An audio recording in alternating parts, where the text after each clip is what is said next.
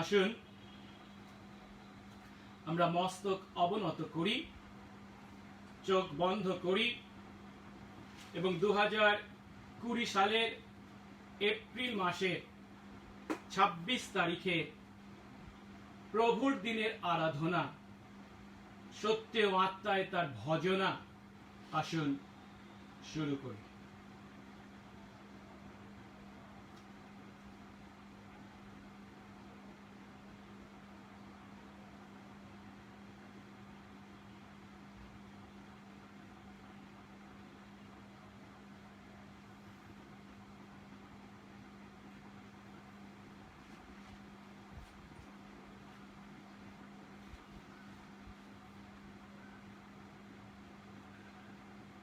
ধন্য সেই ব্যক্তি যে দুষ্টদের মন্ত্রণায় চলে না, পাপীদের পথে দাঁড়ায় না, নিন্দুকদের সভায় বসে না, কিন্তু সদাপ্রভুর ব্যবস্থায় আমোদ করে, তার ব্যবস্থা দিবারাত্র ধ্যান করে।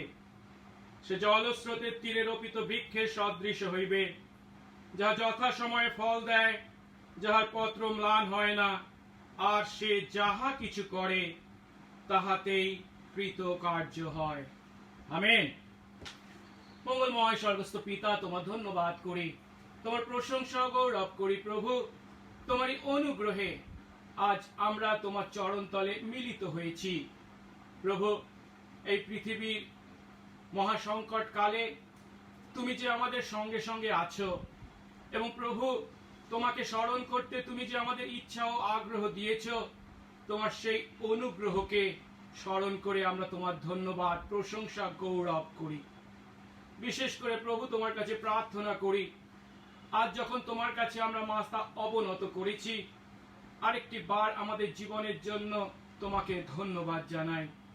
এই জীবনের প্রতিটি প্রয়োজন যে কেবল তুমি পূর্ণ করেছো তাই নয়, প্রভু তুমি আমাদেরকে ব্যবহার করে চলেছ তোমার রাজ্য ও ধার্মিকতার কাজে। এই অযোগ্য আমাদেরকে, তাই তোমার ধন্যবাদ করি।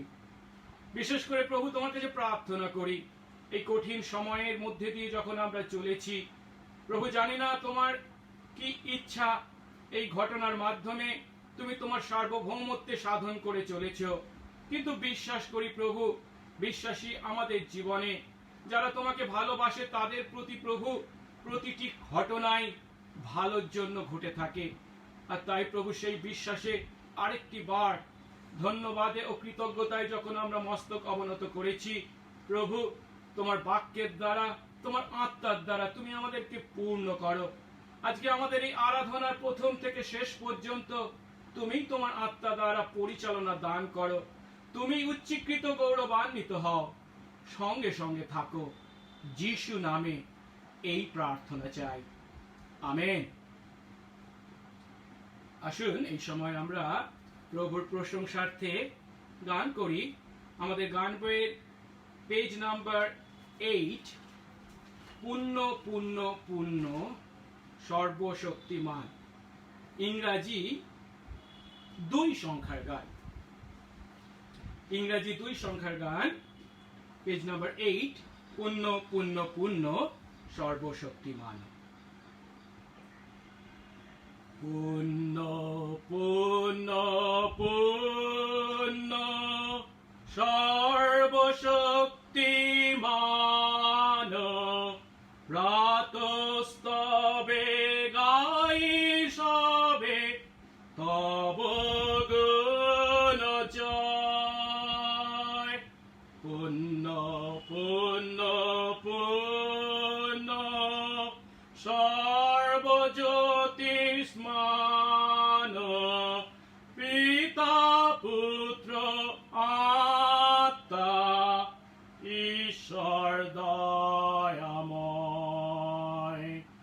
পুণ্য পুণ্য পুণ্য স্বর্গে সাধু যত, সুখে গৌরব মুকুট রাখে চরণে তোমার।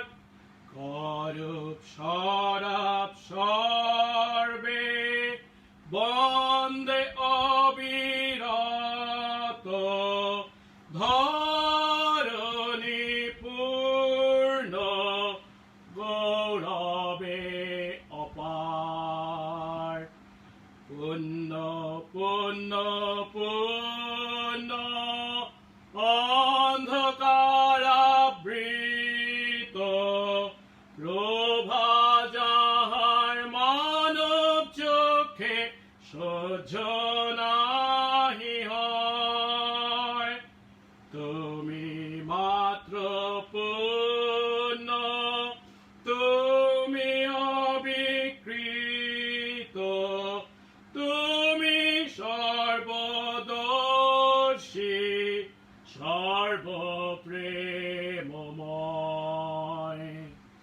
পুণ্য পুণ্য পুণ্য সর্বশক্তিমান, প্রাণী মাত্রে গাহে সদা তব গুণ জয়।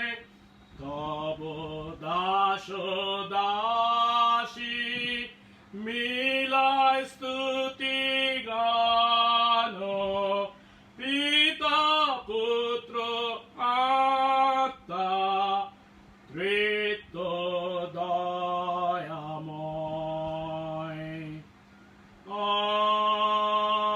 আমেন। আমরা এই সময় আমাদের শাস্ত্র থেকে একটি অংশ উত্তর প্রত্যুত্তরে পাঠ করব। হিতোপদেশ 17 অধ্যায় 16 থেকে 28 পদ। হিতোপদেশ 17 অধ্যায় 16 পদ থেকে 28 পদ। আমি আমাদের বাংলা সমকালীন সংস্করণ থেকে পাঠ করছি। হিতোপদেশ 17 অধ্যায় 16 পদ থেকে 28 পদ। প্রভু তার বাক্যে বলেন, প্রজ্ঞা কেনার জন্য মূর্খদের হাতে অর্থ থাকবে কেন, যখন তা বোঝার ক্ষমতা তাদের নেই? বন্ধু সব সময় ভালোবেসে যায় ও দুর্দশা কালের জন্যই ভাই জন্ম নেয়। বুদ্ধি বিবেচনাহীন মানুষ জামিনদার হয়ে হাতে হাত মেলায় ও প্রতিবেশীর হয়ে বন্ধক রাখে। যে বিবাদ ভালোবাসে সে পাপও ভালোবাসে। যে উঁচু দরজা নির্মাণ করে সে সর্বনাশ ডেকে আনে। যার অন্তর দুর্নীতিগ্রস্ত সে উন্নতি লাভ করে না। যার জীব কলুষিত সে বিপদে পড়ে। মূর্খকে সন্তান রূপে লাভ করার অর্থ জীবনে বিষাদ নেমে আসা। অনিশ্বর মূর্খের মা বাবার মনে আনন্দ থাকে না। আনন্দিত হৃদয় ভালো ওষুধ, কিন্তু ভগ্নচূর্ণ আত্মা অস্থি শুকনো করে দেয়। বিচারের গতিপথ বিকৃত করার জন্য দুষ্টেরা গোপনে ঘুষ নেয়। বিচক্ষণ মানুষ প্রজ্ঞাকে সামনে রেখে চলে, কিন্তু মূর্খের দৃষ্টি পৃথিবীর প্রান্ত পর্যন্ত ঘুরে বেড়ায়। মূর্খ ছেলে তার বাবার জীবনে বিষাদ ও যে মা তাকে জন্ম দিয়েছে তার জীবনে তিক্ততা উৎপন্ন করে।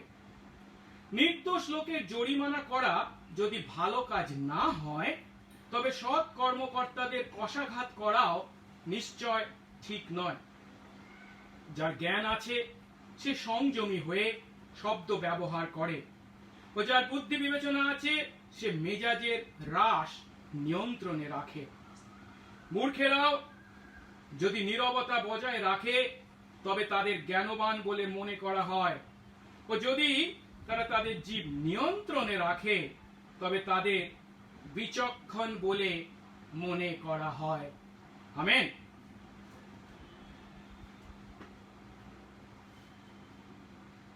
আসুন এই সময় আমরা আমাদের মণ্ডলীর বিশ্বাস সূত্র অর্থাৎ প্রৈরিতিক বিশ্বাস সূত্র সকলে একসঙ্গে স্বীকার করি।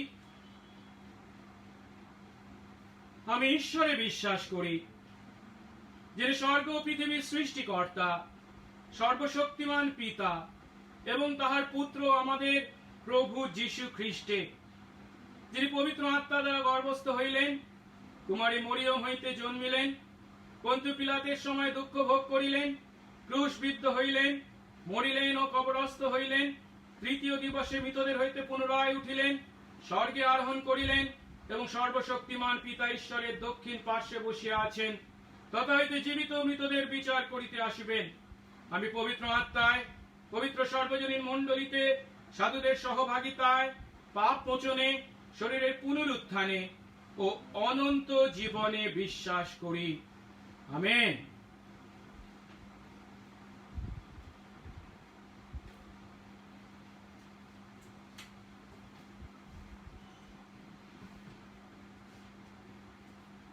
আজ প্রভু আমাদেরকে যে বাক্য দিয়েছেন, আসুন তা পাঠ করি।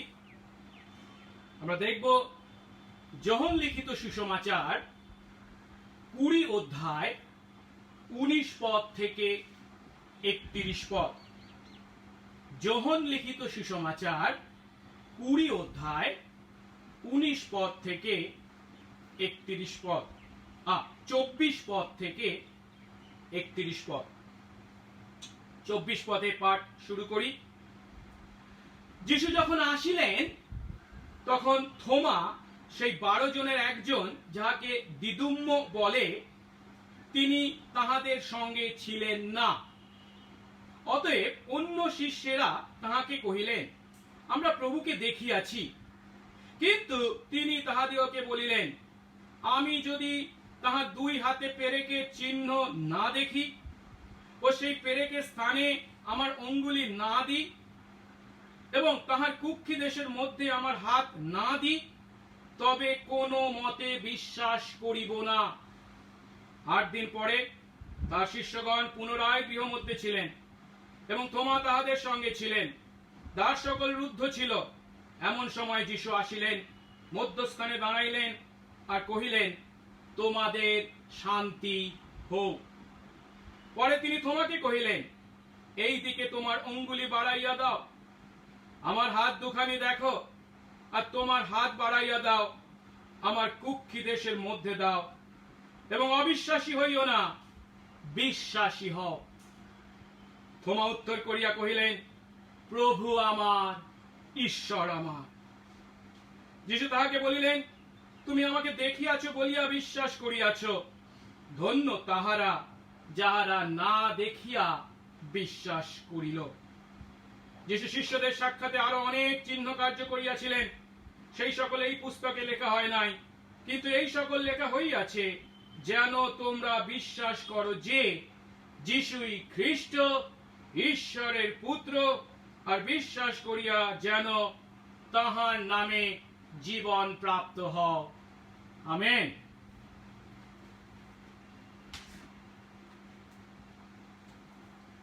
আসুন প্রভুর বাক্য থেকে সেই বাক্যের নিগূঢ় তত্ত্ব উপলব্ধি করবার আগে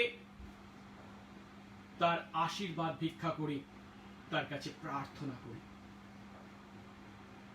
পবিত্র মঙ্গলময় স্বর্গস্থ পিতা, তোমার ধন্যবাদ করি যে প্রভু তুমি আজ আরেকটি বার তোমার বাক্য থেকে শেখবার, তোমাকে জানবার এবং আমাদের জীবনের জন্য তোমার ইচ্ছা উপলব্ধি করবার সুযোগ দিয়েছ। প্রভু, আজ আমরা তোমার সেই প্রথম পুনরুত্থানের পরবর্তী রবিবারের সন্ধ্যাবেলায় যে ঘটনা ঘটেছিল, যা যোহন আমাদের জন্য লিপিবদ্ধ করেছেন, তা পাঠ করেছি। যেদিন সন্ধ্যায় প্রভু তুমি পুনরায় তোমার শিষ্যদের দেখা দিয়েছিলে এবং এই দিনে থোমা তাদের মধ্যে উপস্থিত ছিল। যে অবিশ্বাসী থোমা তোমার পুনরুত্থানকে বিশ্বাস করতে পারেনি, সন্দেহ ও অবিশ্বাসের দ্বারা সে যন্ত্রণা ভোগ করছিল, কিন্তু সে সত্য জানতে চেয়েছিল। সেই অবিশ্বাসী থোমার মুখেই প্রভু তুমি সেই বিশ্বাস স্বীকারোক্তি করবার সুযোগ উপস্থিত করেছিলে। আজ থোমা সেদিন তার নিজের মুখে তোমাকে ঈশ্বর বলে স্বীকার করে গেছে। আজ প্রভু সেই একই স্বীকারোক্তি আমরা আমাদের জীবনে করেছি এবং প্রভু তোমাকে খ্রিস্ট বলে, ঈশ্বরের পুত্র তথা ঈশ্বর বলে বিশ্বাস করে যে জীবন পেয়েছি, তার জন্য তোমার ধন্যবাদ করি। দয়া করো প্রভু, আমাদের চারপাশের সেই সমস্ত মানুষ এখনো যারা সেই সত্য স্বীকারোক্তি করতে পারেনি, প্রভু তারা যেন তোমাকে উপলব্ধি করে, জানে, স্বীকার করে জীবন লাভ করে। তোমার বাক্যের মাধ্যমে আজ তুমি আমাদের প্রত্যেককে প্রচুর আশীর্বাদ করো, সঙ্গে সঙ্গে থাকো। যিশু নামে এই প্রার্থনা চাই, আমেন। প্রথম পুনরুত্থানের সন্ধ্যাবেলা যে ঘটনা ঘটেছিল তা আমরা গত সপ্তাহে যোহন লিখিত সুসমাচার 20 অধ্যায় 19 থেকে 23 পদে দেখেছি। সেদিন বা সেই সন্ধ্যায় 10 জন শিষ্যের সঙ্গে অন্য যারা ইহুদিদের ভয়ে দরজা বন্ধ করে লুকিয়েছিল, যিশু তাদের মধ্যে উপস্থিত হয়েছিলেন, পুনরুত্থিত যিশু। আর সেই গৃহবন্দী শিষ্যদের মধ্যে উপস্থিত হয়ে সেই সংকটপূর্ণ মুহূর্তে শিষ্যদের জীবনে যে বিষয়গুলি সব থেকে বেশি প্রয়োজন ছিল, সেই প্রয়োজনগুলি তিনি পূর্ণ করেছিলেন। হ্যাঁ, আমরা দেখেছিলাম সে পাপ ও অপরাধ বোধে জর্জরিত শিষ্যদেরকে তিনি তার ক্ষমা লাভের শান্তি দান করেছিলেন। আরো দেখেছিলাম তাদের ভয়ের উপর জয় করতে তাদের যে জীবনের উদ্দেশ্য, লক্ষ্য প্রয়োজন ছিল, তা তিনি তাদেরকে দিয়েছিলেন। তিনি তাদেরকে জগতের বুকে তার সাক্ষী হওয়ার জন্য প্রেরণ করেছিলেন। কেবল তাই নয়, তাদের জীবনের সেই উদ্দেশ্য, দায়িত্ব বা কর্মভার বা ব্রত পূর্ণ করার জন্য যে শক্তি বা ক্ষমতার প্রয়োজন ছিল, তাও তিনি তাদের জুগিয়েছিলেন যখন তিনি তাদের উপর ফুঁ দিয়ে পবিত্র আত্মাকে গ্রহণ করতে বলেছিলেন। এখন সেদিন সন্ধ্যায় শিষ্যদের মধ্যে কিন্তু একজন সেখানে উপস্থিত ছিলেন না, আর তিনি হলেন থোমা। আর থোমা যখন পরে অন্যদের কাছ থেকে শুনেছিলেন যে তারা যিশুকে দেখেছেন, তখন তিনি সেই কথা বিশ্বাস করতে পারেননি। অর্থাৎ যিশু যে মৃত্যুকে জয় করে পুনরুত্থিত হয়েছেন, এ কথায় থোমা বিশ্বাস করতে পারেননি। তাই সন্দেহবাদী থোমা তাদের বলেছিলেন, যিশু যদি তার কয়েকটি শর্ত বা দাবি পূর্ণ না করেন, তিনি কখনো বা কোনো মতে যিশুর পুনরুত্থানে বিশ্বাস করবেন না। এখন থোমার মুখ থেকে যখন আজ আমরা এই কথা শুনছি, এই একবিংশ শতাব্দীতে বসবাসকারী মানুষ আমরাও থোমার মধ্যে নিজেদেরকে দেখতে পাচ্ছি। কারণ আমরা এখন বড়ই বিজ্ঞান সচেতন এবং উন্নত সভ্যতায় বসবাস করছি। তাই আমাদের চিন্তায়, শিক্ষায় মৃত্যুকে জয় করে পুনরুত্থিত হওয়া হচ্ছে অসম্ভব বিষয়। তাই আমরা থোমার মতো যিশুর পুনরুত্থানে বিশ্বাস করার পক্ষে বিভিন্ন সাক্ষ্য ও প্রমাণ দাবি করে থাকি। আর তাই হয়তো থোমার নামের মধ্যে বিশেষ আলংকারিক অর্থ লুকিয়ে আছে। যখন এই থোমাকে তার সুসমাচারে উল্লেখ করেছেন তখন তার নামের অর্থ আমাদেরকে বলে দিয়েছেন। তার নামের অর্থ দিদুম্ম, যার অর্থ কি? যমজ। এটা আমরা 11 অধ্যায় 16 পদে পাই, 20 অধ্যায় 24 পদে পাই, 21 অধ্যায় 2 পদেও পাই। কিন্তু এই যে থোমার নামের অর্থ যমজ, থোমার যমজ ভাই কে ছিলেন তা কিন্তু আমরা বাইবেলের কোথাও বা নতুন নিয়মের কোথাও পাই না। কিন্তু হয়তো আমরা নিজেদের মধ্যেই থোমার যমজ ভাইকে দেখতে পাই। অবশ্য লক্ষ্য করার বিষয় হলো সেই সন্দেহবাদী বা অবিশ্বাসী থোমার প্রতিটি দাবি যিশু সেদিন পূর্ণ করেছিলেন। আর তখন থোমা, সেই অবিশ্বাসী থোমা, যিশুর বিষয়ে বিশ্বাস স্বীকারোক্তি করে বলেছিলেন, প্রভু আমার, ঈশ্বর আমার। আজ যেন আমাদের মুখ থেকেও সেই একই সত্য স্বীকারোক্তি উক্ত হয়, এই প্রার্থনা করি। তাই আসুন আজ আমরা যে শাস্ত্রাংশ পাঠ করেছি, অর্থাৎ যোহনের লিখিত সুসমাচার 20 অধ্যায় 24 থেকে 31 পদ, সেখান থেকে উপলব্ধি করি যিশুর পুনরুত্থানে অবিশ্বাসী থোমা কিভাবে বিশ্বাসী হয়েছিলেন এবং তার মুখ থেকে কিভাবে সেই বিশ্বাস স্বীকারোক্তি উক্ত হয়েছিল। তোমার মধ্যে এই পরিবর্তনকে আমরা 3টি ধাপে উপলব্ধি করব। আর সেই 3টি ধাপ হলো বিচ্ছিন্ন থোমা, সংযুক্ত থোমা এবং বিশ্বাসী থোমা। আসলে প্রথমে আমরা প্রথম ধাপটি চিন্তা করি, আর সেটি হলো বিচ্ছিন্ন থোমা, অর্থাৎ অন্য শিষ্যদের থেকে পৃথকীকৃত, আলাদা, বিচ্ছিন্ন থোমাকে আমরা একটু উপলব্ধি করি। আপনি কি কখনো আপনার সন্দেহের কারণে অন্যদের থেকে নিজেকে বিচ্ছিন্ন করেছেন? আপনার মনে যখন বিভিন্ন সন্দেহ ডানা বাঁধে, তখন আপনি সেই সমস্ত সন্দেহ কিভাবে মোকাবেলা করেন? যখন আপনার বিশ্বাসের প্রতিকূলে বিভিন্ন ঘটনা ঘটে, তখন আপনি কি করেন? যখন মনে হয় ঈশ্বর যেন তার সিংহাসনে বসে নেই, তার ন্যায় বিচারকে যেন পদদলিত করা হচ্ছে, তার বাক্যকে মনে হয় যেন গল্প কাহিনী, তখন আপনি কি করেন?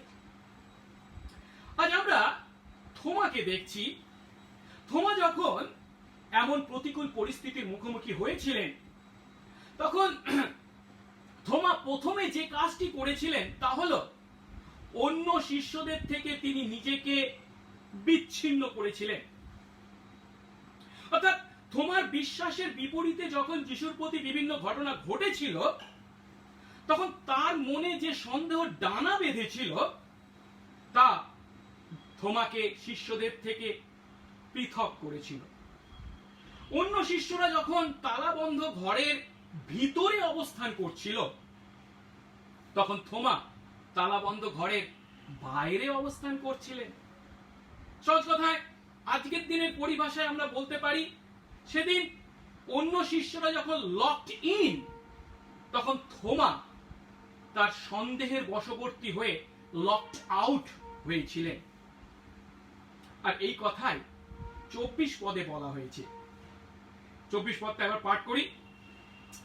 যিশু যখন এসেছিলেন, অর্থাৎ পুনরুত্থান, প্রথম পুনরুত্থানের সন্ধ্যায়, সেই রবিবার দিন যখন এসেছিলেন, তখন থোমা সেই 12 জনের একজন, যাকে দিদুম্ম বলে, তিনি তাদের সঙ্গে ছিলেন না। হ্যাঁ, থোমা তার অবিশ্বাস বা সন্দেহের কারণে প্রথম যে কাজটি করেছিলেন তা হলো তা অন্য শিষ্য বন্ধুদের থেকে নিজেকে বিচ্ছিন্ন করেছিলেন। আজকের দিনে অনেক সময় মণ্ডলীতে দেখা যায়, আমরা যখন কোনো বিশ্বাসীকে দেখি এবং তার কোনো বিষয়ে অবিশ্বাসকে দেখতে পাই, তখন আমরা তাকে অবিশ্বাসী থোমা বলে ঠাট্টা করে থাকি। কিন্তু যদি আমরা ভালো করে চিন্তা করি, তাহলে দেখতে পাবো থোমা যে কোনো ব্যতিক্রম ছিলেন তা নয়। কারণ যিশুর অন্য শিষ্যরাও পুনরুত্থিত যিশুর সাক্ষাৎ পাবার পূর্বে বা যিশুর শূন্য কবরে সেই মসিনা কাপড় ও রুমাল দেখার পূর্বে যিশুর পুনরুত্থানে বিশ্বাস করেননি। এমনকি সেই সমস্ত স্ত্রীলোকেরা যখন যিশুর শূন্য কবর দেখে এবং সেই কবরের মধ্যে স্বর্গদূতদের দেখে এবং স্বর্গদূতরা তাদেরকে যে কথা বলেছিলেন, অর্থাৎ যিশুর পুনরুত্থানের কথা, সেই কথা শিষ্যদের কাছে পৌঁছে দিয়েছিলেন, তখন সেই শিষ্যদের প্রতিক্রিয়া কি ছিল? লুক 24:11 বলা হচ্ছে, তাদের সেই সমস্ত কথা শিষ্যদের কাছে গল্প তুল্য বলে মনে হয়েছিল। তাদের কথা, অর্থাৎ সেই স্ত্রীলোকদের কথায় কেউই বিশ্বাস করেননি। কিন্তু অন্য শিষ্যদের সঙ্গে থমার আচরণে একটা পার্থক্য এখানে আমরা দেখতে পাচ্ছি। আর সেই পার্থক্যটি হলো, অন্য শিষ্যরা যিশুর পুনরুত্থানে যদিও বিশ্বাস করতে পারেননি, ঠিক কথা, কিন্তু তারা তাদের সেই অবিশ্বাসের বশবর্তী হয়ে একে অন্যের থেকে নিজেদেরকে বিচ্ছিন্ন করেননি। পরিবর্তে তারা একটি ঘরে সমবেত হয়েছিলেন। কিন্তু থোমা তাদের মধ্যে ছিলেন না। অর্থাৎ থোমা তার সন্দেহের বশবর্তী হয়ে তাদের থেকে নিজেকে পৃথক করেছিলেন। কিন্তু থোমা কেন তাদের সঙ্গে ছিলেন না? যখন তার সুসমাচারে এই প্রশ্নের উত্তর বা স্পষ্ট উত্তর আমাদেরকে যদিও দেন না, কিন্তু যোহনের সুসমাচার যদি আমরা একটু ভালো করে দেখি, আর সেই সুসমাচারে থোমার বিষয়ে যে সমস্ত বিভিন্ন উল্লেখ আছে সেগুলোকে একটু ভালো করে পর্যবেক্ষণ করি, তাহলে হয়তো সেদিন থোমার অনুপস্থিতির কারণকে আমরা অনুমান করতে পারি। অন্য তিনটি সুসমাচারের সঙ্গে যোহনের সুসমাচারের একটা পার্থক্য আছে, আর সেটি হলো, অন্য সুসমাচারে 12 জন শিষ্যের নামের যে তালিকা দেওয়া হয়েছে সেখানেই শুধু আমরা থোমার নামকে দেখতে পাই, তার বাইরে থোমার বিষয়ে কোনো উল্লেখ আমরা পাই না। কিন্তু যোহনের সুসমাচারে বেশ কয়েকটি স্থানে আমরা এই থোমার উল্লেখ পেয়ে থাকি। যেমন 11:16 আমরা পাই, যিশু যখন বলেছিলেন লাসার মারা গেছে, চলো আমরা তাকে দেখতে যাই, তখন থোমা বলেছিলেন, চলো আমরাও যাই, যেন তার সঙ্গে মরি। আবার যখন 14:5 যদি দেখি, সেখানে দেখতে পাই যিশু বলেছিলেন, আমি যেখানে যাচ্ছি তোমরা তার পথ জানো। কিন্তু থোমা সঙ্গে সঙ্গে তাকে প্রশ্ন করেছিলেন, প্রভু আপনি কোথায় যাচ্ছেন, সেই পথ কি করে জানবো? আর আজ এখানে অর্থাৎ 20:25 আমরা দেখতে পাচ্ছি থোমা তার অবিশ্বাসের কথা বলছে, যে সে যিশুর পুনরুত্থানে তার শর্ত পূরণ না করলে বিশ্বাস করতে পারবে না। একইভাবে 21 অধ্যায়েও আমরা পাই, যখন অন্য শিষ্যদের সঙ্গে সে মাছ ধরতে গেছিল। এখন এই যে থোমার বিভিন্ন উল্লেখ বিভিন্ন স্থানে যোহনের সুসমাচারে আমরা পাচ্ছি, তার মাধ্যমে যোহনের এই থোমার যে বৈশিষ্ট্যকে আমরা দেখতে পাচ্ছি, সেই বৈশিষ্ট্যগুলিকে ভিত্তি করে আমরা সেদিন থোমার সেই ঘরে অনুপস্থিতির কারণকে অনুমান করতে পারি। প্রথম যে কারণটিকে আমরা নির্দেশ করতে পারি যার জন্য সেদিন থোমা সেই ঘরে অন্যদের সঙ্গে ছিলেন না, তা হলো ভয়। থোমার ভয় থোমাকে অন্য শিষ্যদের থেকে বিচ্ছিন্ন করেছিল। কিন্তু আমি যখন থোমার ভয়ের কথা বলছি, তার মানে থোমা যে খুব ভীতু ছিলেন তা কিন্তু নয়। কারণ যোহন 11:16 একটু আগে আমি বলেছি যে যিশু যখন বলেছিলেন লাসার মারা গেছে, চলো আমরা তার কাছে যাই, তখন সেই কথাটা ছিল খুবই গুরুত্বপূর্ণ। কারণ শিষ্যরা জানতেন ইহুদি নেতারা যিশুর বিরুদ্ধে ষড়যন্ত্র শুরু করেছে এবং যিশু ও তার শিষ্যদের পক্ষে জেরুসালেমে ফিরে যাওয়াটা নিরাপদ নয়। তবুও থোমা যিশুর কথা শুনে বলছেন কি, চলো আমরাও যাই, যেন তার সঙ্গে মরি। অর্থাৎ এই কথার মধ্যে থোমার মধ্যে যে কতখানি সাহস ছিল তা আমরা দেখতে পাচ্ছি। কিন্তু যে থোমা এত সাহসের অধিকারী ছিলেন, তিনি যখন যিশুর প্রতি সেই সমস্ত অমানসিক ঘটনা ঘটতে দেখেছিলেন, অর্থাৎ লোকেরা যখন তার প্রতি ঘৃণা বিদ্বেষ ঢেলে দিয়েছিল, যিশুকে যখন পেরেক মেরে ক্রুশে হত্যা করা হয়েছিল, তখন তার সেই সাহসে চিড় ধরেছিল। যিশুর অকাল মৃত্যু দেখে থোমার সমস্ত স্বপ্ন ভেঙে গিয়েছিল। ফলস্বরূপ অবিশ্বাস তার হৃদয়কে অন্ধকার আবৃত করেছিল। সেই অবিশ্বাসে তার মনে সে প্রশ্ন করতে শুরু করেছিল, হয়তো যিশু কি সত্যিই সেই প্রতিজ্ঞাত খ্রিস্ট? যিশু যেমন বলতেন তিনি সত্যিই কি ঈশ্বরের পুত্র? আর এই অবিশ্বাস বা সন্দেহই তাকে এতখানি ভীত করেছিল যে অন্য শিষ্যদের সঙ্গে মিলিত হওয়া তার কাছে বড় ঝুঁকির বিষয় বলে মনে হয়েছিল। তাই সেই ঝুঁকিকে এড়াতে তিনি সেদিন নিজেকে বিচ্ছিন্ন করেছিলেন।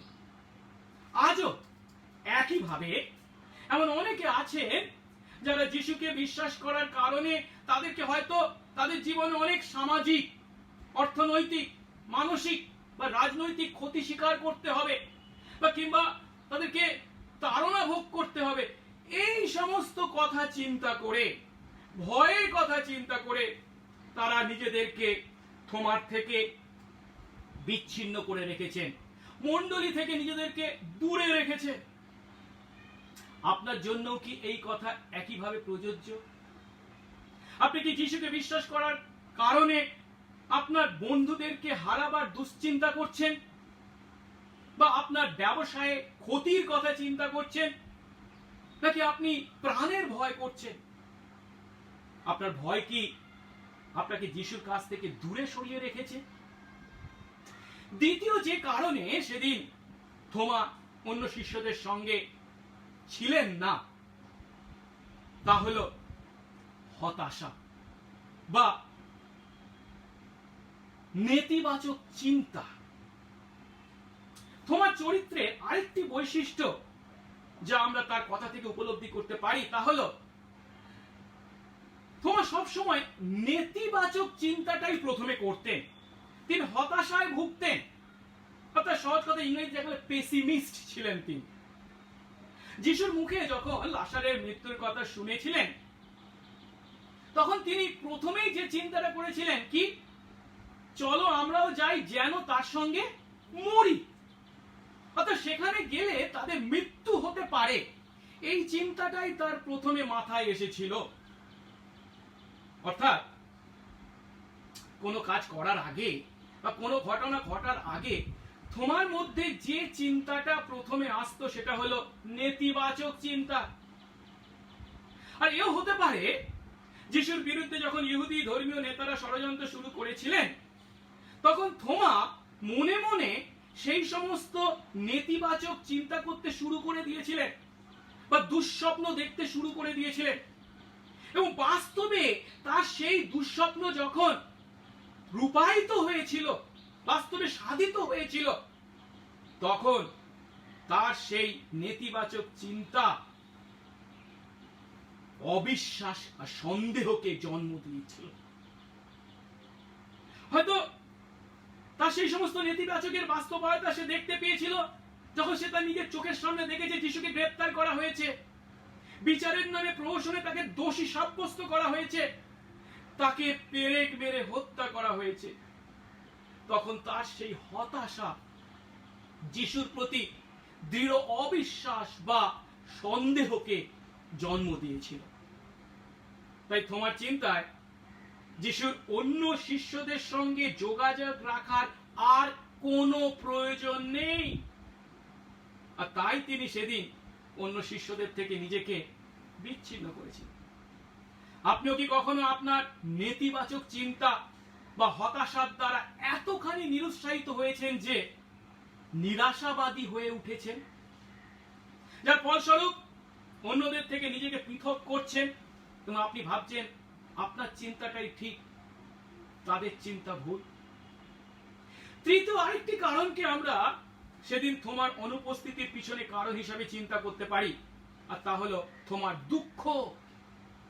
থোমা এতখানি দুঃখিত হয়েছিলেন যে তিনি একা থাকতে চেয়েছিলেন, অন্য শিষ্যদের কাছ থেকে নিজেকে বিচ্ছিন্ন করেছিলেন।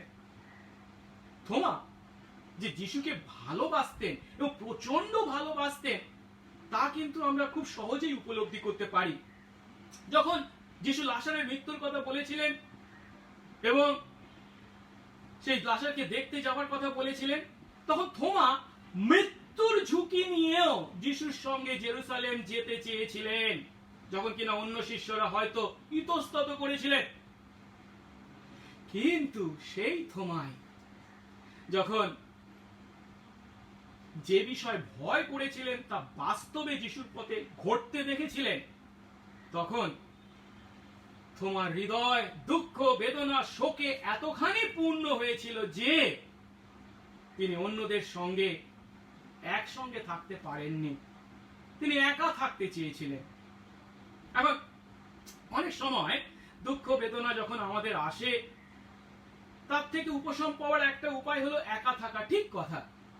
কিন্তু এও ঠিক যে আমরা যদি আমাদের দুঃখ অন্যদের সঙ্গে ভাগ না করি, নিজেদেরকে পৃথক করে রাখি, তাহলে আমাদের সেই দুঃখ বৃদ্ধি পেয়ে থাকে। আর সেদিন সন্ধ্যাবেলায়, সেই প্রথম পুনরুত্থানের সন্ধ্যাবেলায় থোমা নিজেকে অন্যদের থেকে পৃথক রাখার কারণে পুনরুত্থিত যিশুর সাক্ষাৎ লাভ থেকে নিজেকে বঞ্চিত করেছিলেন। এই কথা আমাদের প্রতিও একইভাবে প্রযোজ্য। যাই হোক, এইভাবে থোমা যখন তার ভয়, হতাশা এবং দুঃখের কারণে নিজেকে পুনরুত্থানের প্রথম সন্ধ্যায় অন্যদের থেকে বিচ্ছিন্ন করেছিলেন, তখন তাদের মধ্যে যিশু এসেছিলেন। থোমা যদিও যিশুকে দেখতে পাননি, যিশুর সাক্ষাৎ পাননি, কিন্তু অন্যরা সেই আশীর্বাদ পেয়েছিলেন। আর থোমা এইভাবে নিজেকে বিচ্ছিন্ন রাখার কারণে যিশুর পুনরুত্থান সম্বন্ধে অবিশ্বাস করতে, সন্দেহ করতে বাধ্য হয়েছিলেন। ফলস্বরূপ অন্য শিষ্যরা যখন থোমাকে বলেছিলেন, আমরা প্রভুকে দেখেছি, তখন থোমা তাদের সেই কথা জোরালো প্রতিবাদ করেছিলেন। আসুন আমরা 25 পদ দেখি। 25 পদ, অতএব অন্য শিষ্যরা তাকে বললেন, আমরা প্রভুকে দেখেছি। কিন্তু তিনি তাদের বললেন, আমি যদি তার 2 হাতে পেরেকে চিহ্ন না দেখি, সেই পেরেকের স্থানে আমার আঙ্গুল না দিই, তার কুক্ষি দেশে অর্থাৎ বুকের পাশে আমার হাত না দিই, তবে কোনো মতে বিশ্বাস করব না। আমরা তোমার কথাগুলি একটু ভালো করে চিন্তা করি। তোমার কি বলছেন? আমি যদি তার 2 হাতে পেরেকের চিহ্ন না দেখি এবং সেই পেরেকের স্থানে আমার আঙ্গুল না দিই, তার কুক্ষি দেশে হাত না দিই, তবে কোনো মতে বিশ্বাস করব না। অর্থাৎ তোমার মনে এই অবিশ্বাস কতখানি চেপে বসেছে তা তার এই কথাগুলির মধ্যে খুব স্পষ্ট। থোমা বলতে চাইছেন, তার এই সমস্ত যদি পূর্ণ করা না হয়, এই সমস্ত দাবি বা শর্ত যদি পূর্ণ করা না হয়, তিনি কখনো বিশ্বাস করবেন না যে যিশু পুনরুত্থিত প্রভু। হ্যাঁ, থোমা বিশ্বাস করতে রাজি আছেন অন্যদিক থেকে চিন্তা করলে, কিন্তু কোন শর্তে? যদি তার এই দাবি পূর্ণ করা হয়। জানেন, অবিশ্বাস বা সন্দেহ হলো এমনই বিষয় যা আমাদেরকে আমাদের চিন্তায় সঠিক জ্ঞান করতে আমাদের বাধ্য করে। ফলস্বরূপ আমরা সেই সমস্ত সন্দেহ ভাঙতে নিজেরাই বিভিন্ন শর্ত তৈরি করি। অবিশ্বাস বা সন্দেহ তোমার উপর এমন চেপে বসেছে যে কারোর কোনো কথাতেই সে বিশ্বাস করতে রাজি নয়। তোমার নিজে অনেক কথা শুনেছেন, কিন্তু শোনা কথায় তিনি কান দিতে রাজি নন। তারা যদিও তাকে বলেছেন যে তারা নিজের চোখে যিশুকে দেখেছেন, তবুও সেই কথা তোমাকে সন্তুষ্ট করতে পারেনি। কিন্তু চিন্তা করার বিষয় হলো, যারা তাকে এই কথাগুলি বলছে তারা কারা? তার বন্ধু, যাদের সঙ্গে যিশুর সঙ্গে একসঙ্গে সে এত কটি বছর কাটিয়েছে, তাদের কথাকে সে বিশ্বাস করতে পারছে না। তার কথা হলো, কেবল শুনে হবে না, আমাকে পুনরুত্থিত যিশুকে নিজের চোখে দেখতে হবে এবং তাকে স্পর্শ করে উপলব্ধি করতে হবে সত্যিই তিনি পুনরুত্থিত শরীরের অধিকারী। এর থোমা 3টে শর্ত বা দাবির কথা বলেছেন যা পূর্ণ করতে হবে। প্রথমটি হলো কি? যিশুর হাতে যেখানে পেরেক মারা হয়েছিল সেই পেরেক মারার ফলস্বরূপ যে ক্ষত তৈরি হয়েছিল সেই ক্ষত তাকে দেখতে হবে। দ্বিতীয়টি হলো শুধু সেই ক্ষত দেখলে হবে না, সেই ক্ষত স্থানে তার আঙ্গুল দিতে হবে। এবং তৃতীয়টি হলো যিশু যখন মারা গিয়েছিলেন, একজন সত্যি সত্যি যিশু মারা গেছেন কিনা তা জানবার জন্য একজন সৈন্য তার বুকের পাশে বর্ষা দিয়ে আঘাত করেছিল, তাতে যে ক্ষতটা তৈরি হয়েছিল সেই ক্ষত স্থানে তোমাকে হাত দিতে হবে। অর্থাৎ এই সমস্ত দাবি থেকে আমরা যে সত্যটা উপলব্ধি করছি, তোমার অবিশ্বাস তাকে কতখানি সন্দেহবাদী বা জেদি বা একগুয়ে করেছিল। আর যারা আমার এই প্রচার শুনছেন তাদেরকে প্রশ্ন করি, আপনাদের মধ্যেও কি কেউ থোমার ন্যায় অবিশ্বাস বা সন্দেহে ভুগছেন? যিশুই যে সেই প্রতিজ্ঞাত মসীহ, যিশুই যে ঈশ্বরের পুত্র, যিশুই যে স্বয়ং ঈশ্বর, তা বিশ্বাস করতে চান, কিন্তু অবিশ্বাস আপনার উপরে এমন চেপে বসে আছে যে থোমার ন্যায় আপনার চিন্তায় সঠিক জ্ঞান করে আপনার কাছের মানুষদের কথায় কান দিতে আপনি রাজি নন। আপনি নিজে নিজেই বিভিন্ন শর্ত তৈরি করে ফেলেছেন, আর সেই সমস্ত দাবি বা শর্ত পূর্ণ না করতে পারলে আপনি তাকে বিশ্বাস করবেন না বলে জো ধরে বসে আছেন। কেউ কি আছেন? যদি কেউ থেকে থাকেন তাকে বলি, আপনার সন্দেহ যদি সত্য সন্দেহ হয়, আপনি যদি সত্যি আপনার সেই সন্দেহের অবসান চান, তাহলে সুসংবাদ আছে। সেদিন যিশু যেমন থোমার সন্দেহ দূর করেছিলেন, সে ভীত সন্ত্রস্ত নিরাশাবাদী দুঃখে নিমজ্জিত থোমাও যিশুকে তার প্রভু বলে স্বীকার করেছিলেন, ঈশ্বর বলে স্বীকার করেছিলেন। সেই অনুগ্রহ আজ আপনিও লাভ করতে পারেন। ঈশ্বর তার ইচ্ছা অনুসারে, তার অনুগ্রহে আপনাকেও সেই সত্য উপলব্ধি আজ দিতে পারে। আসুন অবিশ্বাসী থোমার বিশ্বাসী থোমায় রূপান্তরিত হওয়া, পরিণত হওয়ার পরিবর্তনে দ্বিতীয় ধাপটি দেখি, আর সেটি হলো সংযুক্ত থোমা। প্রথম পুনরুত্থানের সন্ধ্যায় থোমার অবিশ্বাস যদিও তাকে অন্যদের থেকে বিচ্ছিন্ন করেছিল, কিন্তু থোমা যেহেতু মনপ্রাণে সত্য জানতে চেয়েছিলেন এবং তার সেই সন্দেহের অবসান চেয়েছিলেন, সেহেতু প্রথম পুনরুত্থানের পরবর্তী রবিবারের সন্ধ্যায় কিন্তু থোমা অন্যদের সঙ্গে নিজেকে সংযুক্ত করেছিলেন। তাদের থেকে পৃথকীকৃত নয়, তাদের সঙ্গে সংযুক্ত। হ্যাঁ, সপ্তাহের মধ্যে অন্যদের কাছ থেকে থোমা যিশুর বিষয়ে শুনেছেন, যে তারা যিশুকে নিজের চোখে দেখেছেন। আর সেই কথা শুনে থোমার মনে ইচ্ছা জেগেছে যিশুর পুনরুত্থান সম্বন্ধে তার মধ্যে যে অবিশ্বাস সন্দেহ কাজ করেছে তা থেকে তিনি মুক্ত হতে চান। আর তাই তিনি পরবর্তী রবিবার অন্য শিষ্যদের সঙ্গে একসঙ্গে সেই বন্ধ ঘরে উপস্থিত হয়েছিলেন। 26 পদে বলা হয়েছে, 8 দিন পরে তার শিষ্যরা পুনরায় ঘরের মধ্যে ছিলেন এবং থোমা তাদের সঙ্গে ছিলেন। দরজাগুলি বন্ধ ছিল। এমন সময় যিশু আসলেন, মধ্যেখানে দাঁড়ালেন আর বললেন, তোমাদের শান্তি হোক। অর্থাৎ গত সপ্তাহে যদিও থোমা তার অবিশ্বাসের দ্বারা নিজেকে বিচ্ছিন্ন করেছিল, কিন্তু এই সপ্তাহে থোমা তার অবিশ্বাস দূর করতে যখন অন্যদের সঙ্গে নিজেকে সংযুক্ত করেছিলেন, তখন তিনি কত বড় আশীর্বাদ লাভ করেছিলেন তা এই পদে বর্ণনা করা হয়েছে। 26 বলা হচ্ছে 8 দিন পরে। এর অর্থ প্রথম পুনরুত্থানের রবিবার থেকে পরবর্তী রবিবার, যে 8 দিন তাকে নির্দেশ করা হয়েছে।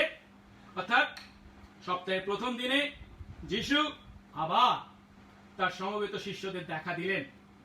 আর ধরা যেতে পারে যেহেতু তারিশূন্য রুটির পর্ব শেষ হয়েছে, তাই তার শিষ্যরা এবার জেরুসালেম থেকে গালিলে ফিরে যাওয়ার জন্য প্রস্তুত হচ্ছিলেন। আর তাই গালিলে ফিরে যাওয়ার আগে তাদের অভ্যাস মতো যেখানে তারা সবসময় মিলিত হতেন সেই ঘরে সেদিন সন্ধ্যায় তারা মিলিত হয়েছে। আর সেখানে যিশু পুনরায় তাদের সঙ্গে সাক্ষাৎ করলেন। এখন প্রশ্ন করা যেতে পারে, যিশু কেন সপ্তাহের অন্য দিনগুলিতে তাদের সঙ্গে সাক্ষাৎ না করে পুনরায় সপ্তাহের প্রথম দিনে তাদের দেখা দিলেন? এর উত্তর যদিও শাস্ত্রাংশ থেকে আমরা পাই না, তবু আমরা অনুমান করতে পারি তিনি তার শিষ্যদেরকে এই দিনে মিলিত হতে উৎসাহিত করছিলেন। এই দিনকে সপ্তাহের মধ্যে বিশ্রাম দিন হিসাবে বা ঈশ্বর আরাধনার দিন হিসাবে পালন করতে তাদেরকে উৎসাহিত করছিলেন। যাই হোক, প্রথম পুনরুত্থানের সন্ধ্যায় যেমন যেভাবে যিশু তার শিষ্যদের সঙ্গে সাক্ষাৎ করেছিলেন, ঠিক একইভাবে এখানেও তাদের সঙ্গে তার সাক্ষাতের কথা বর্ণনা করা হয়েছে। কিন্তু প্রথম পুনরুত্থানের রবিবারের সঙ্গে দ্বিতীয় রবিবারের পার্থক্য হলো, প্রথম পুনরুত্থানের রবিবারে থোমা ছিলেন না, কিন্তু এই রবিবারে তাদের মধ্যে থোমা আছেন। যখন অন্য শিষ্যরা যিশুকে দেখার কারণে আশায় ভরপুর হয়ে সেখানে মিলিত হয়েছে, তখন থোমা অবিশ্বাসের চোখে সেখানে তাদের মধ্যে উপস্থিত হয়েছিলেন। গত সপ্তাহের ন্যায় ঠিক একইভাবে যিশু দরজা বন্ধ থাকা সত্ত্বেও হঠাৎ তাদের মধ্যে এসে তার পুনরুত্থিত শরীরে উপস্থিত হয়ে দাঁড়ালেন এবং একইভাবে তাদের প্রতি শান্তি কামনা করলেন। এরপর যিশুর দৃষ্টি আমরা দেখতে পাচ্ছি থোমার প্রতি গেছে এবং থোমাকে তিনি বলছেন, 27 পদ, পরে তিনি থোমাকে বললেন, এই দিকে তোমার আঙ্গুল বাড়িয়ে দাও, আমার হাত দুখানি দেখো, তোমার হাত বাড়িয়ে দাও, আমার কুক্ষি দেশের মধ্যে রাখো, অবিশ্বাসী হও না, বিশ্বাসী হও। এখানে একটি বিষয় যেটা আমরা অবশ্যই লক্ষ্য করব বা লক্ষ্য করতে বাধ্য, তা হলো যিশু কিন্তু থোমাকে দেখে এখানে থোমার অবিশ্বাসের জন্য থোমাকে ভৎসনা করেননি, কিংবা যিশুর সঙ্গে এতকাল থাকা সত্ত্বেও যিশুকে না চিনতে পারার কারণে তিনি যে হাউতাশ করেছেন এমনও নয়।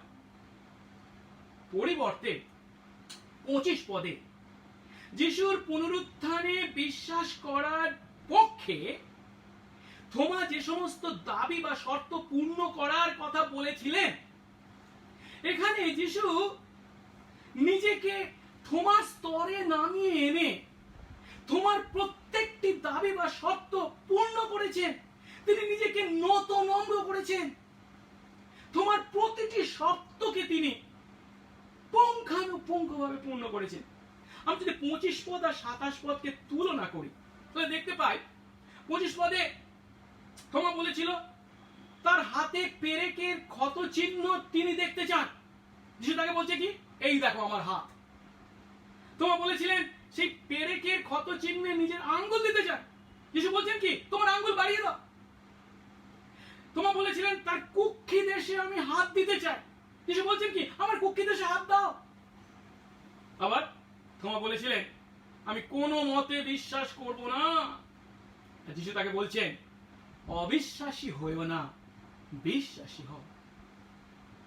অর্থাৎ যিশু নিজেকে থোমার স্তরে নামিয়ে এনে নত নম্র করে থোমার কাছে নিজেকে প্রকাশ করেছেন। যিশু একটুও বদলাননি, সেই একই যিশু আছেন, একইভাবে তিনি ভালোবাসায় অটুট। তার ভালোবাসা একটুও কমেনি।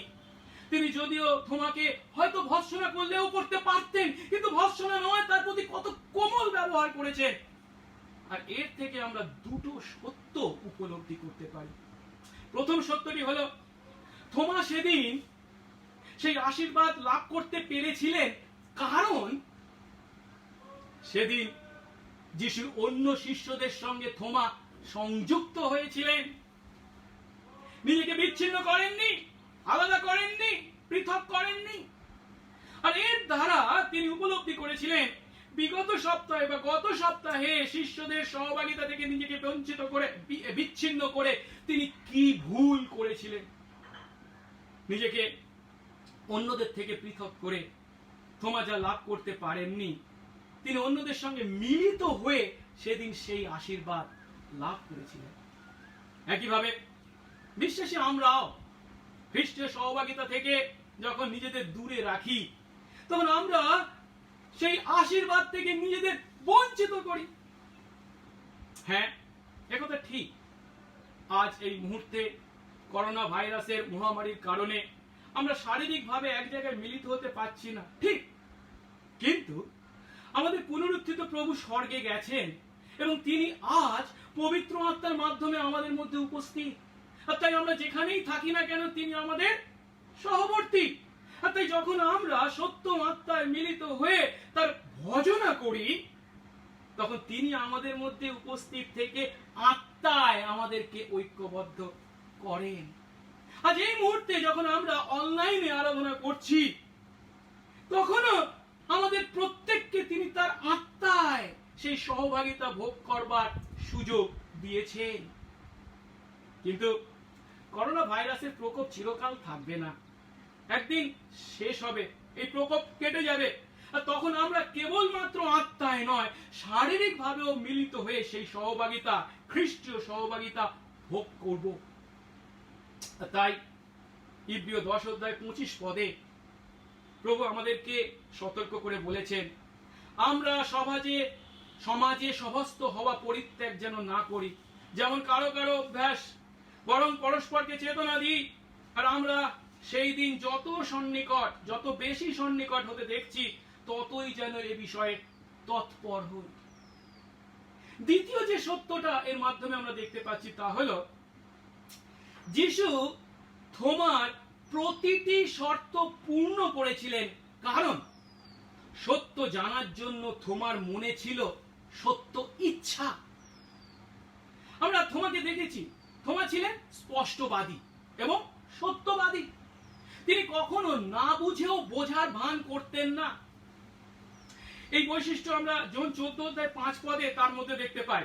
যিশু যখন বলেছিলেন, আমি যেখানে যাচ্ছি তোমরা তার পথ জানো, তখন অন্য শিষ্যরা যদিও চুপ করেছিলেন, কিন্তু সঙ্গে সঙ্গে থোমা যিশুর কথার অর্থ উপলব্ধি না করতে পারার কারণে যিশুকে প্রশ্ন করেছিলেন, প্রভু আপনি কোথায় যাচ্ছেন, পথ কিভাবে জানবো? আর এখানেও আমরা দেখতে পাচ্ছি থোমা তার অবিশ্বাসের কথা চেপে রাখতে পারেননি। তিনি বলছেন, আমি যদি তার 2 হাতে পেরেকের চিহ্ন না দেখি, সেই পেরেকের স্থানে আমার আঙ্গুল না দিই, তার কুক্ষি দেশে হাত না দিই, আমি কোনো মতে বিশ্বাস করব না। আর সেদিন যখন তিনি প্রভুকে প্রশ্ন করেছিলেন পথ কিভাবে জানবো, তখন যিশু তাকে তার উত্তরের মাধ্যমে সেই বিখ্যাত উক্তি করেছিলেন, আমি পথ ও সত্য ও জীবন, আমার মধ্য দিয়ে না আসলে কেউ পিতার কাছে আসতে পারে না। আর এখানেও ঠিক একইভাবে যিশু তার সমস্ত দাবি পূর্ণ করে তার মুখ থেকে সেই বিশ্বাস স্বীকারোক্তি বার করিয়েছিলেন, প্রভু আমার, ঈশ্বর আমার।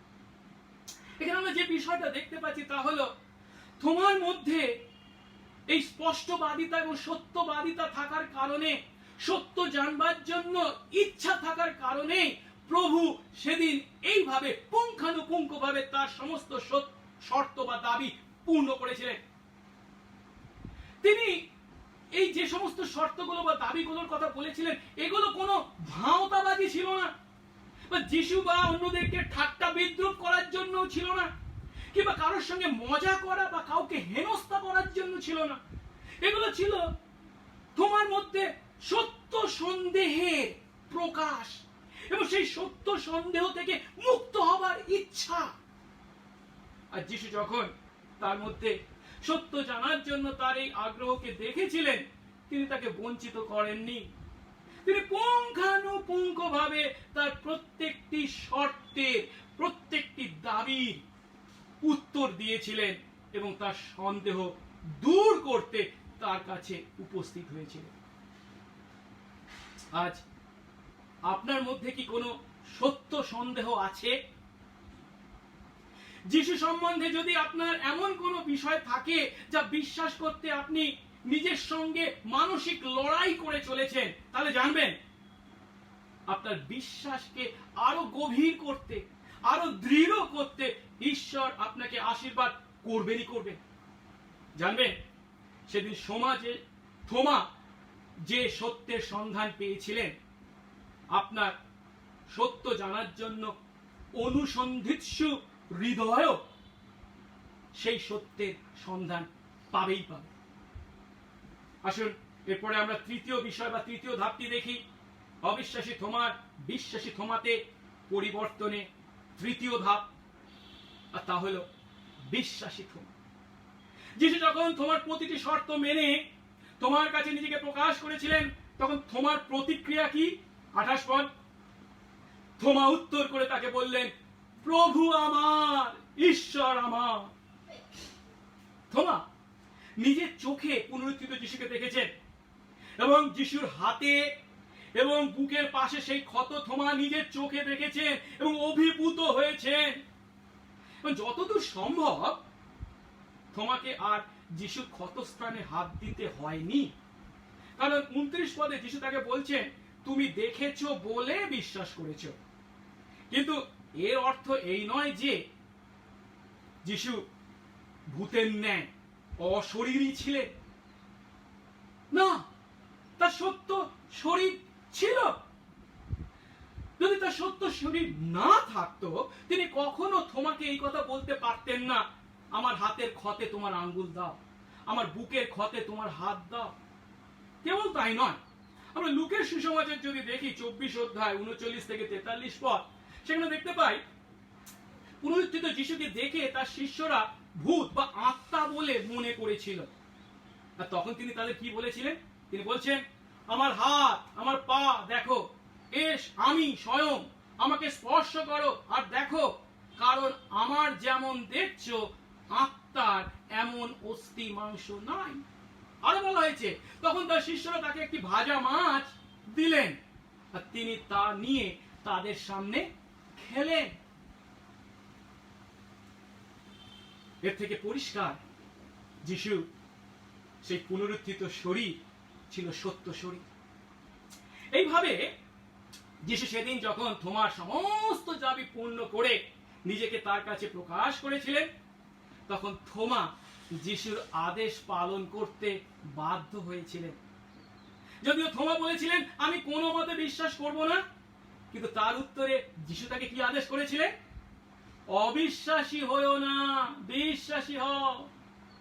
আর তাই আমরা থোমাকে দেখতে পাচ্ছি, যিশুর পুনরুত্থানে সেই অবিশ্বাসী থোমা বিশ্বাস করে স্বীকার করছেন, ঘোষণা করছেন, প্রভু আমার, ঈশ্বর আমার।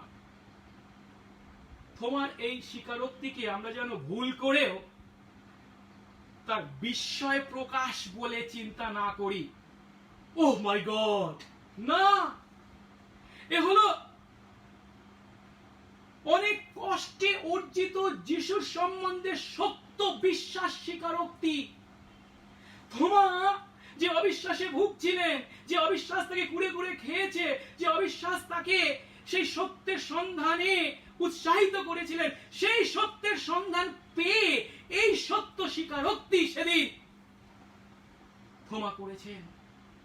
কারণ যিশু থোমার কাছে নিজেকে প্রকাশ করেছেন, নিজের বৈশিষ্ট্যকে প্রকাশ করেছেন, নিজেকে মেলে ধরেছেন যে তিনি ঈশ্বর, তিনি সর্বজ্ঞ। থোমা কি চিন্তা করছে, থোমা কি শিষ্যদের বলেছে, যিশু তা জানেন, আর তাই তা মেনে তিনি তার প্রত্যেকটি দাবি পূর্ণ করেছেন। যিশু সর্বশক্তিমান, মৃত্যুকে জয় করে তিনি পুনরুত্থিত। যিশু সর্বত্র বিরাজমান। ঈশ্বরের সেই সমস্ত বৈশিষ্ট্য থোমা সেদিন উপলব্ধি করেছে, আর তাই থোমা সেই বিশ্বাস স্বীকারোক্তি করে ঘোষণা করেছে, যিশু তুমি আমার প্রভু, তুমি আমার ঈশ্বর। আর এর দ্বারা থোমা নতুন নিয়মে পিতর ও মার্থার সঙ্গে যিশুর বিষয় বিশ্বাস স্বীকারোক্তিকারী বা বিশ্বাস স্বীকারকারীদের মধ্যে একজন হয়েছেন। আমরা জানি পিতর যিশুর বিষয়ে সেই বিশ্বাস স্বীকারোক্তি করে বলেছিলেন, আপনি সেই খ্রিস্ট জীবন্ত ঈশ্বরের পুত্র। মার্থাও বলেছিলেন, আপনি সেই খ্রিস্ট ঈশ্বরের পুত্র।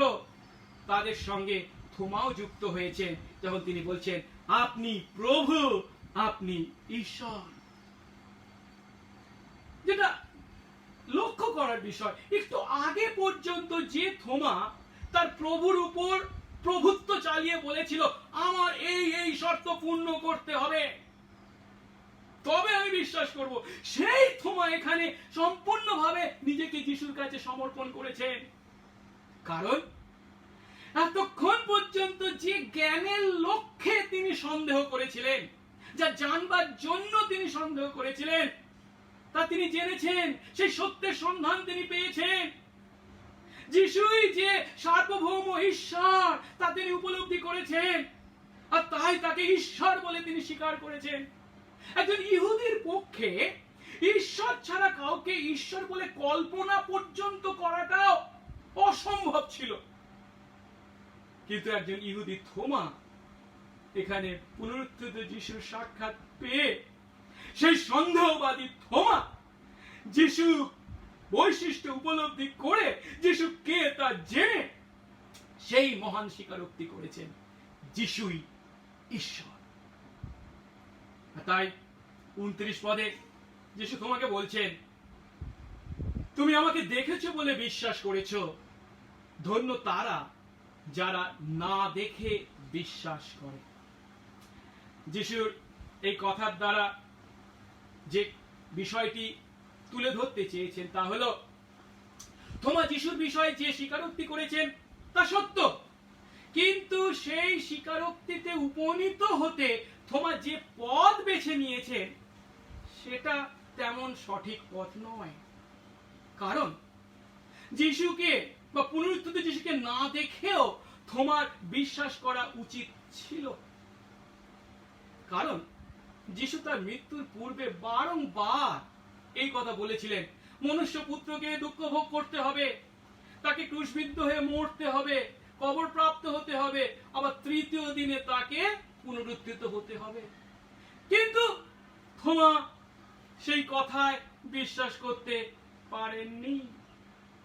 তাই যিশু এখানে তাদের বিষয়ে বলেছেন যারা যিশুর শিষ্যদের পরবর্তী সময় আসতে চলেছেন, অর্থাৎ মণ্ডলীর বিশ্বাসীদের সম্বন্ধে, তথা আজ আমাদের উদ্দেশ্যে বলেছেন, ধন্য তারা যারা না দেখে বিশ্বাস করে। এখন দেখে যে বিশ্বাস উৎপন্ন হয় তা ভালো, ঠিক কথা, কিন্তু না দেখে কেবল শুনে যে বিশ্বাস উৎপন্ন হয় তা আরো ভালো। আর তাই রোমিও 10:17 পৌল বলেছেন, বিশ্বাস শ্রবণ থেকে, এবং শ্রবণ খ্রিস্টের বাক্য দ্বারা হয়। আর আজ আমরা না দেখেও শুনে সেই বিশ্বাসে যখন বশবর্তী হয়েছি, সেই আশীর্বাদ তিনি আমাদেরকে করেছেন, সেই বিশ্বাস তিনি আমাদেরকে জুগিয়েছেন। যিশুর সঙ্গে ব্যক্তিগত সাক্ষাতের মাধ্যমে তোমার তার সমস্ত সন্দেহ থেকে মুক্ত হয়ে যিশুতে বিশ্বাস লাভ করেছিলেন। এর আগে আমরা থোমাকে দেখেছি, থোমা কেমন ছিলেন? অকপটে সত্য স্বীকারকারী। তিনি কখনো না বুঝে বোঝার ভান করতেন না। তাই এখানে যখন তিনি সেই সত্য উপলব্ধি করেছেন তথা বুঝেছেন, অকপটে তিনি তা স্বীকার করেছেন। এখানে যে তিনি যিশু স্থাবকতা করছেন তা নয়, পরিবর্তে অনেক কষ্টে যে নিশ্চয়তা তিনি অর্জন করেছেন তার পক্ষে বিশ্বাস স্বীকারোক্তি তিনি করেছেন। আজ আপনি কি সেই নিশ্চয়তার অধিকারী? যিশুর সঙ্গে কি আপনার সেই ব্যক্তিগত সাক্ষাৎ ঘটেছে? যিশুর বিষয়ে আপনার সেই সমস্ত সন্দেহের অবসান ঘটেছে? খ্রিস্ট চান আপনার সত্য সন্দেহকে খাঁটি বিশ্বাসে রূপান্তরিত করতে। আর তাই যোহন এই কথা বলে তার এই অধ্যায় বা 20 অধ্যায় শেষ করেছেন। 30 এবং 31 পদ, যিশু শিষ্যদের সামনে আরো অনেক চিহ্ন কাজ করেছিলেন, সেই সকল এই পুস্তকে লেখা হয়নি, কিন্তু এই সকল লেখা হয়েছে যেন তোমরা বিশ্বাস করো যে যিশুই খ্রিস্ট, ঈশ্বরের পুত্র, আর বিশ্বাস করে যেন তার নামে জীবন প্রাপ্ত হও। অর্থাৎ তোমার মুখ থেকে এখানে যে স্বীকারোক্তি উক্ত হয়েছে যে যিশু তুমি আমার প্রভু, তুমি আমার ঈশ্বর, এই সুসমাচারের লেখক যোহন সেই স্বীকারোক্তির মধ্যে তার এই সুসমাচার লেখার উদ্দেশ্যকে অর্জন করেছেন। যোহন তার সুসমাচার শুরু করেছিলেন কি বলে? বলেছিলেন আদিতে বাক্য ছিলেন, বাক্য ঈশ্বরের সঙ্গে ছিলেন এবং বাক্যই ঈশ্বর ছিলেন। আবার 1:14 বলে কি বলেছিলেন? যেই বাক্য দেহায়িত হলেন, আমাদের মধ্যে প্রবাস করলেন, আমরা তার মহিমা দেখলাম, যেমন পিতা থেকে আগত একমাত্রের মহিমা, তিনি অনুগ্রহে এবং সত্যে পূর্ণ। এই যে কথা দিয়ে যে সেই বাক্য তথা যীশু খ্রিস্ট যে ঈশ্বর, এই যে কথা দিয়ে যোহন তার সুসমাচার শুরু করেছিলেন, এই সুসমাচারের পরবর্তী অংশে এতদূর পর্যন্ত যোহন যিশুর ব্যক্তিত্ব এবং শিক্ষাকে আমাদের কাছে তুলে ধরেছেন, যার মাধ্যমে তিনি একটি উদ্দেশ্যই পূর্ণ করতে চেয়েছেন, তা হলো যিশু যে ঈশ্বর তা প্রদর্শন করা। যিশু যে ঈশ্বরের পুত্র, তিনি যে স্বয়ং ঈশ্বর তা আমাদেরকে দেখানো। আর তাই আমরা নতুন নিয়মে সুসমাচারের লেখকদেরকে বারবার দেখতে পাই যিশুকে ঈশ্বরের পুত্র বলে ঘোষণা করেছেন। যিশু নিজেও নিজেকে ঈশ্বরের পুত্র বলে ঘোষণা করেছেন এবং ঈশ্বরের সমান বলে ঘোষণা করেছেন। যখন 10:30 যিশু বলেছেন আমি ও পিতা, অর্থাৎ পিতা ঈশ্বর, আমরা এক। আরো আমরা যদি যখন 5:18 দেখি, সেখানে এই কথা বলা হয়েছে। জন লিখেছেন ইহুদিরা যিশুকে বধ করতে চেষ্টা করছিলেন। কেন?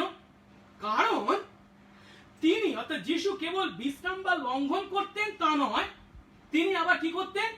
যিশুকে নিজ পিতা বলতেন এবং নিজেকে ঈশ্বরের সমান করতেন।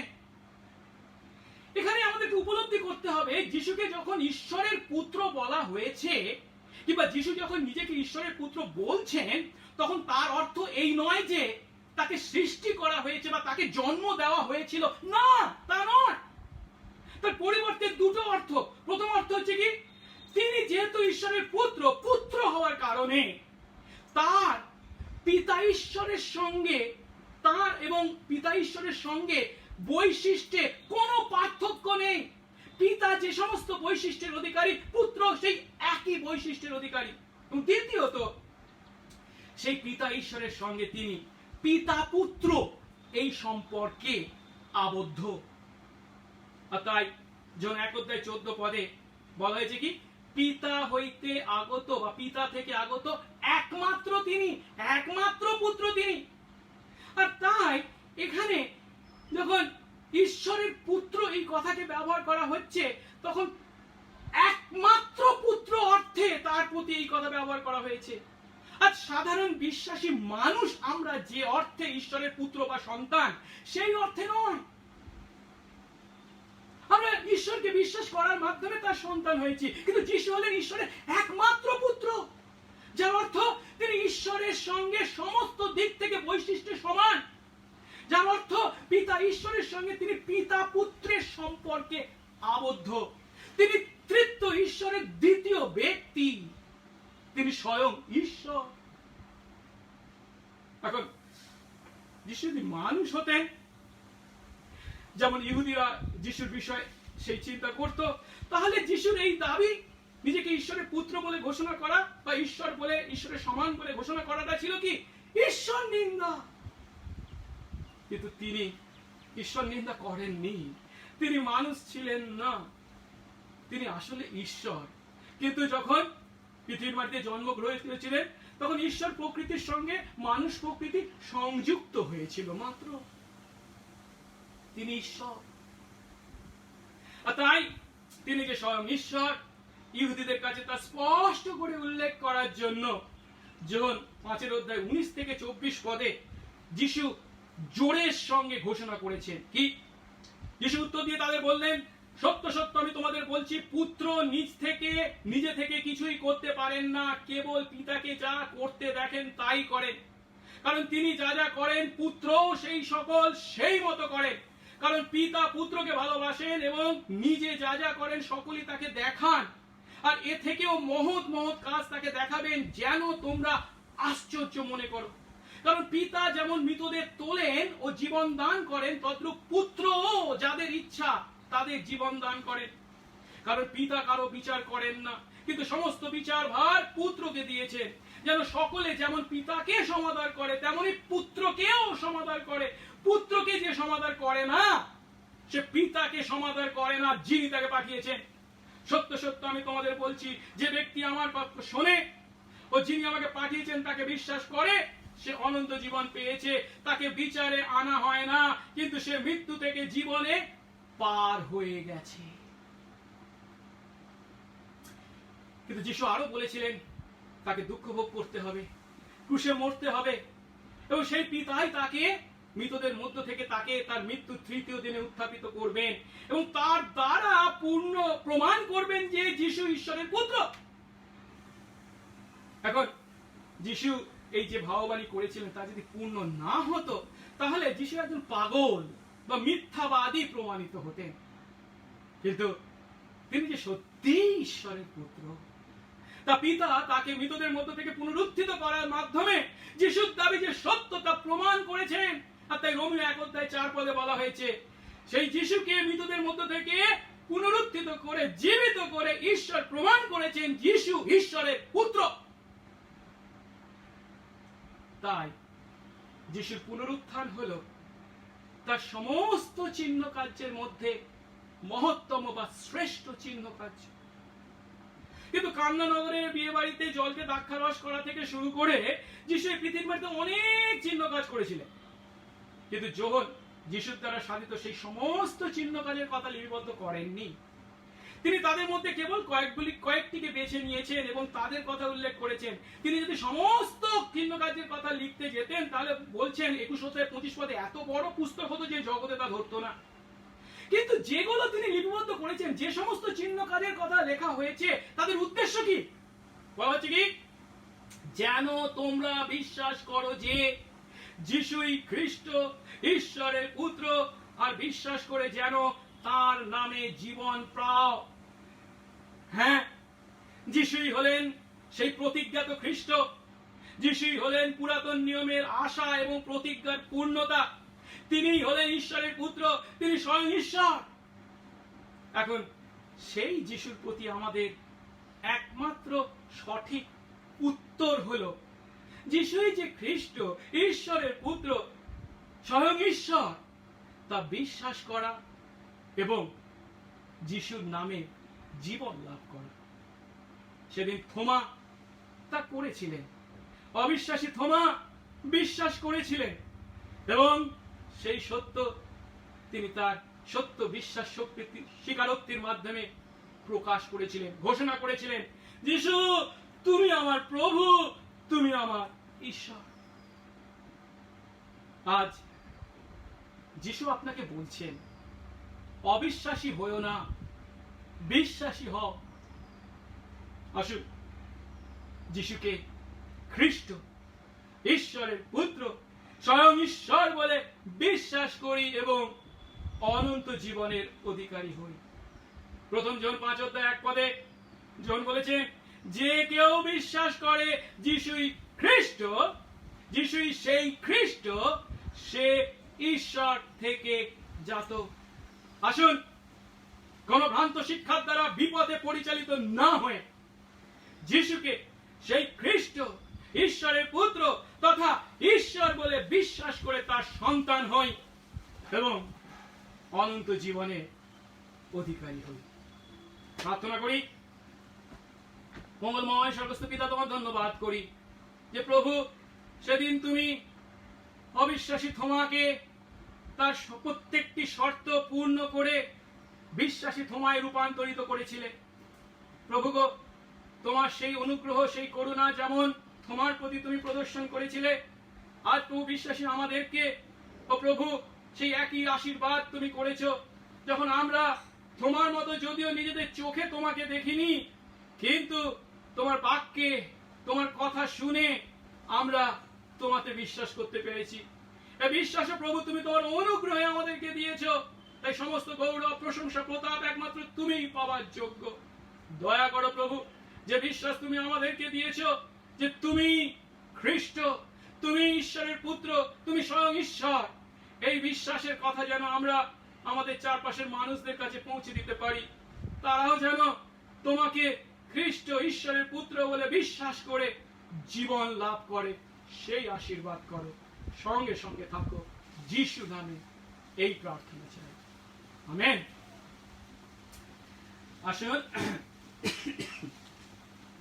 এই সময় আমরা শেষ গান করব। আমাদের গান বইয়ে পেজ নাম্বার 136, নাথ কেমন সুরবে ডাকিছ পাপীরে।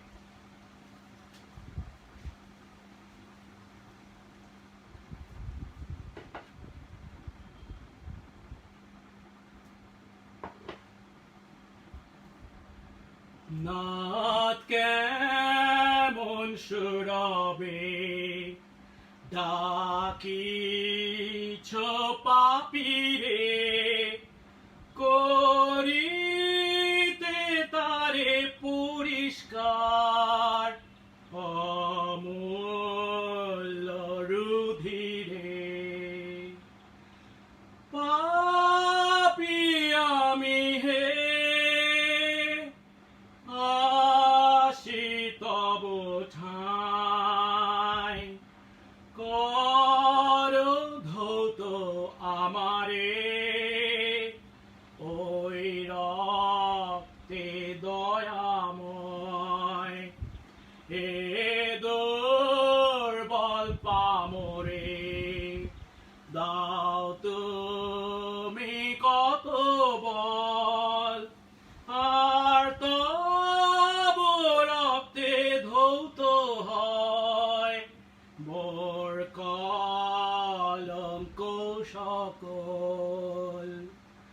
পাপী আমি হে, আসি তব ঠাঁই, কর ধৌত আমারে ওই রক্তে দয়াময়। সুমধুর আহ্বানে ডাকিছ আমারে, সম্পূর্ণ বিশ্বাসিদ্ধ প্রেম ও শান্তি দিবারে।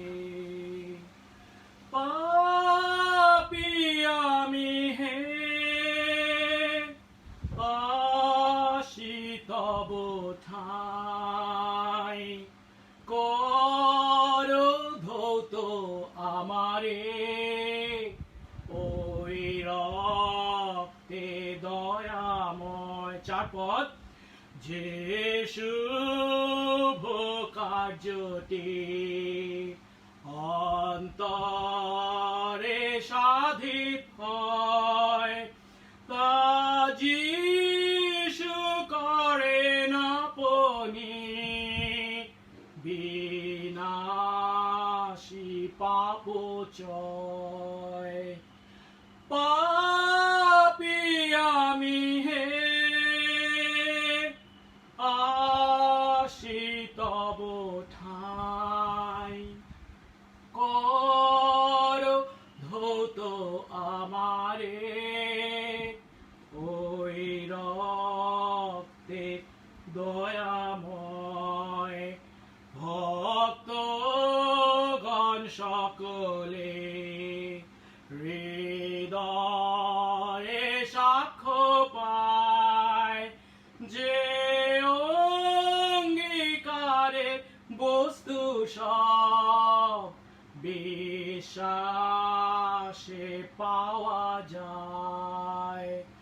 পাপী আমি হে, আসি তব ঠাঁই, কর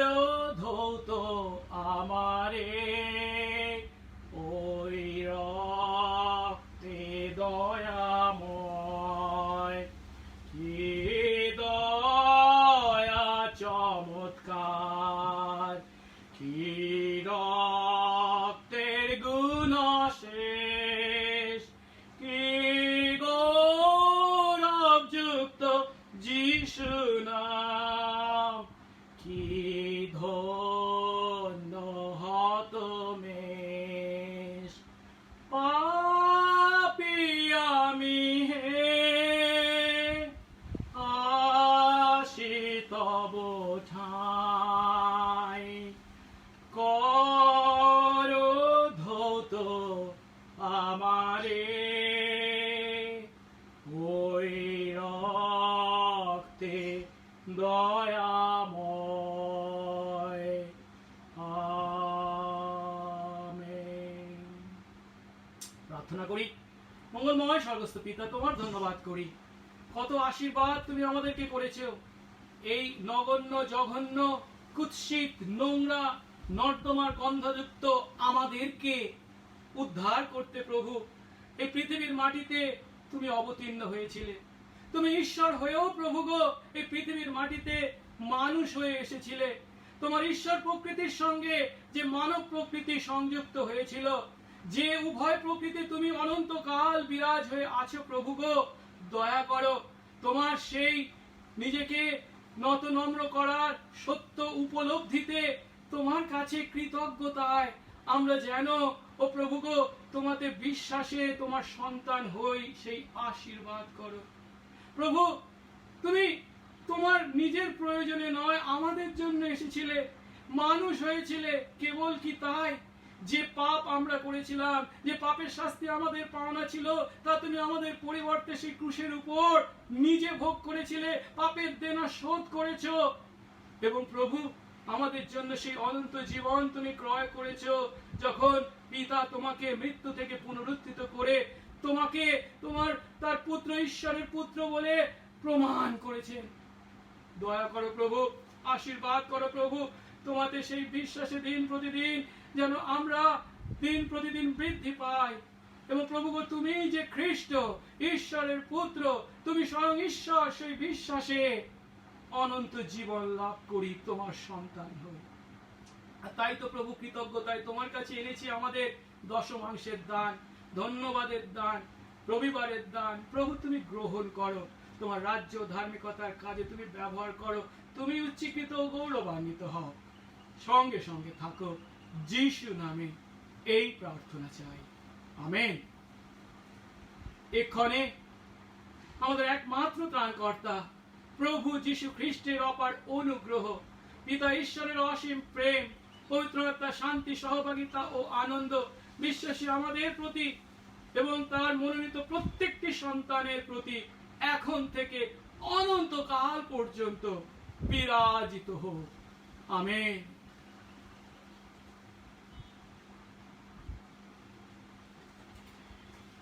জয় যিশু। কয়েকটি বিজ্ঞপ্তি আছে।